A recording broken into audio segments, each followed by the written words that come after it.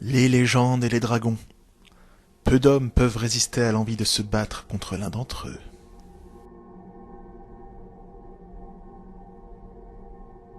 Oui, mes petits calamars, vous l'aurez compris, nous allons traiter du sujet ô combien brûlant des légendaires dragons, et ça commence avec le fait numéro 1. Et ces différences concernent les dragons européens et asiatiques. Et commençons directement par les dragons européens de chez nous. Eh bien, ces derniers représentent le mal et les ténèbres, forme d'épreuve ultime puisque le vaincre prouvera votre valeur et votre courage. Ce dragon vit généralement dans les montagnes et s'en prend généralement au bétail et aux humains. D'ailleurs, dans le livre des Révélations, dernier livre du Nouveau Testament, on y apprend que Satan est parvenu à se transformer en dragon rouge afin d'y affronter l'archange Michael. Bref, le dragon en Europe, c'est le mal.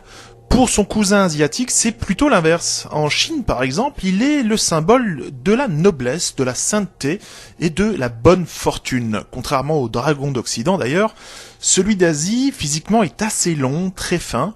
Il est dit qu'ils vivent dans les rivières ou dans les nuages. D'ailleurs, les orages leur permettraient de se déplacer à l'abri du regard des hommes.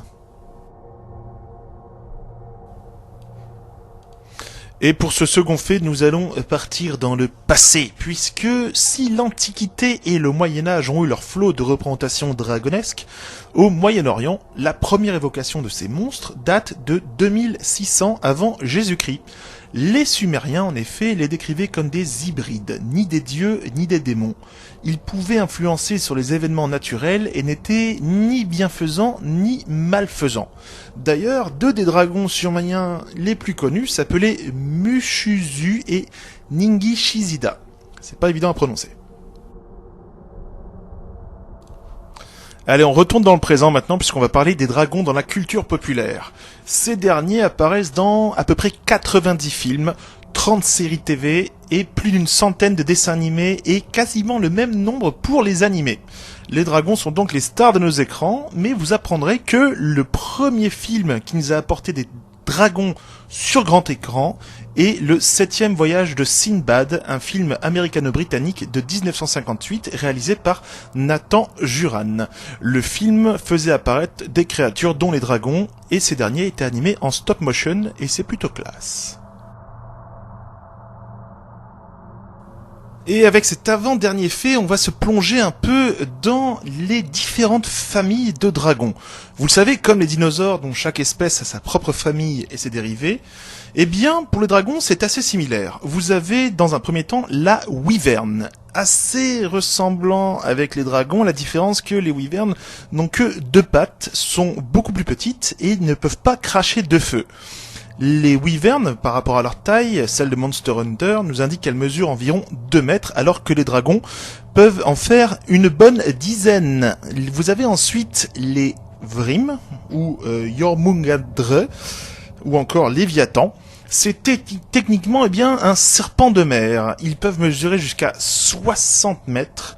Ils vivent sous l'eau et s'en prennent aux malheureux navires ayant le malheur de croiser leur route. Le Drake, celui-ci n'a aucune aile. Il se déplace un peu comme un crocodile. C'est un dragon terrestre. Et vous apprendrez également que Drake signifie en anglais canard mâle. Voilà, c'est pas important, mais je tenais à le dire.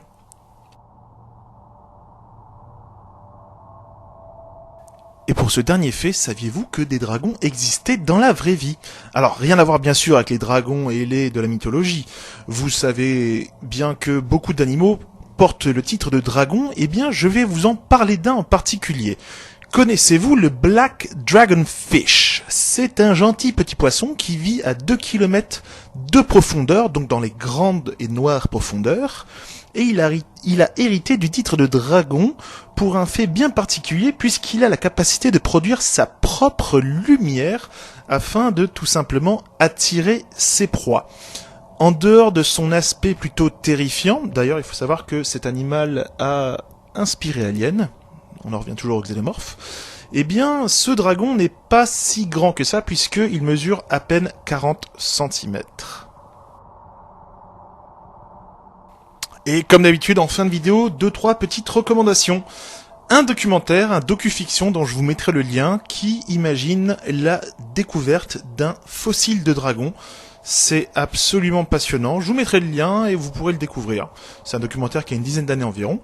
Un film, Reign of Fire, de 2002 ou 2003, je ne sais plus, avec Matthew McConaughey et Christian Bale, ainsi que Gerard Butler. Ils étaient tous très très jeunes à l'époque. Et enfin, un super dessinateur, puisqu'il s'agit de Streg. Streg, il est sur Facebook. Je vous mettrai un lien également dans la description ou dans les commentaires. Découvrez ce qu'il fait. Tout ce qui a des écailles, des grosses dents et des plumes, eh bien, il le dessine avec un talent de fou furieux. En attendant, moi je vous fais une très grosse bise. Merci de partager, mettez la petite cloche, abonnez-vous, tout ça, vous connaissez. Et puis on se retrouve très très vite avec Douglas, pourquoi pas. Allez, bise.